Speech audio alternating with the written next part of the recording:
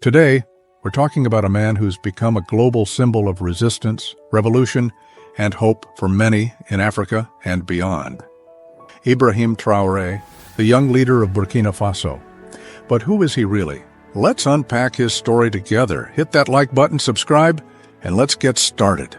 Ibrahim Traoré burst onto the global stage in 2022, but his story starts in the heart of Burkina Faso, a landlocked West African nation rich in gold and culture, but plagued by poverty and instability.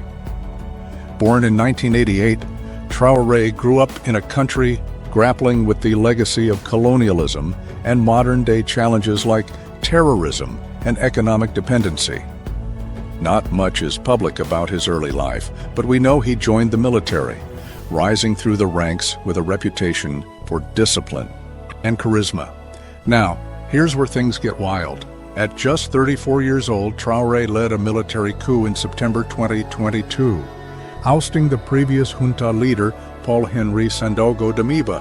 Why? Many Burkinabé felt the government wasn't doing enough to tackle jihadist violence that displaced millions and killed thousands. Traoré, a captain at the time, stepped in, promising security, sovereignty, and a break from foreign influence, especially from France, Burkina Faso's former colonial power.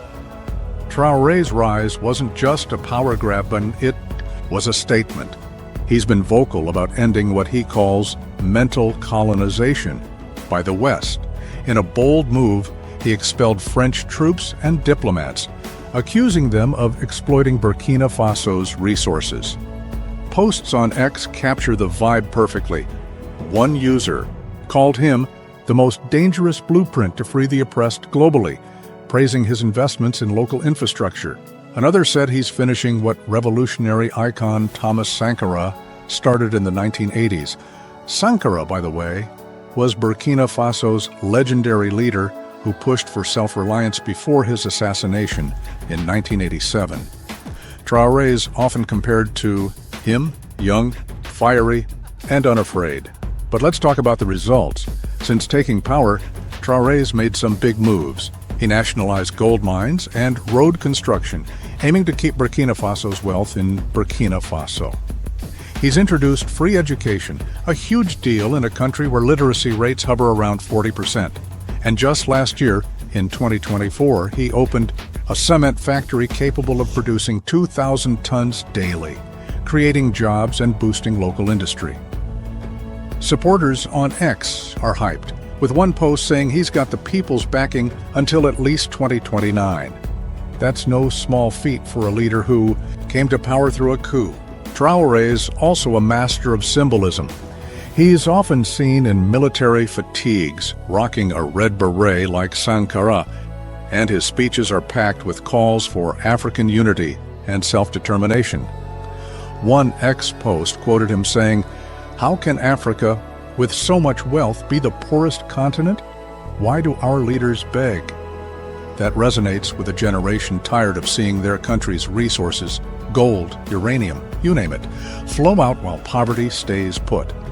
Now, here's where it gets tricky. Not everyone's a fan.